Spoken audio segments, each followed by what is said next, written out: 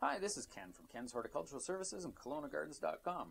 Today we're looking at our potted plants, and we're just going to give you a couple tips here. One is how do we get the pot off of these things? Even when you're planting plants outside, if you're buying plants at nurseries, you take them home, you want to get them out, and you're yanking and pulling.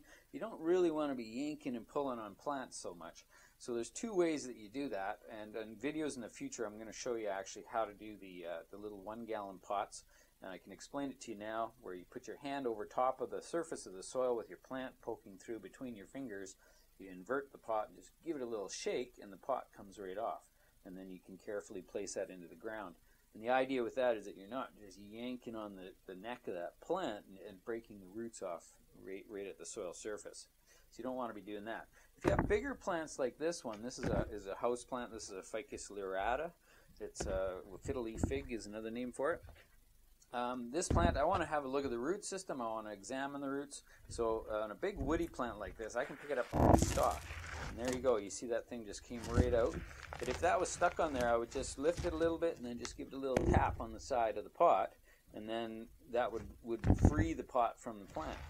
So a couple interesting things here. We'll just lift it up and we can sort of see what's going on down here. And the one thing I can see is I can see this white salt here. This is actually water minerals. Well, this is actually a fungus, actually, sorry, but there's some brownish looking minerals down below here, and I'm not seeing a lot of root system in here. So this is what we call like examining the root system. So on this particular plant, not super healthy, not a lot of roots. Usually you see a lot of roots growing around the outside of the pot because that's where there's oxygen between the soil and the pot. So that's where the roots want to be. They have moisture on one side and they have oxygen on the other side. So they actually like to grow around the outside of the pots. But in this case, this one's not very healthy, so I can tell this plant's probably not a happy plant.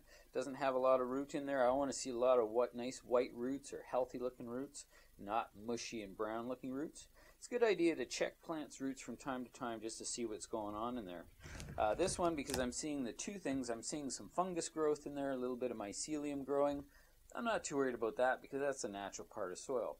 But down below I'm seeing sort of a rusty brown looking mineral buildup. So I know that salt's building up. And I did a video earlier about how to get rid of those salts by leaching. So this plant needs to be leached really well, and it doesn't hurt to top up a little bit of fresh soil in the season. But transplanting it's not going to be of any value right now because this plant hasn't even rooted into this soil.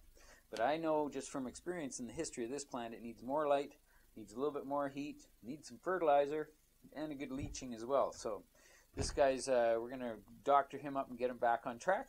But that's a little bit of information today about the root system and about how to get the pots off and examine those roots. So that's it for today. Thanks for tuning in to KelownaGardens.com. Remember to tune in for all your gardening needs.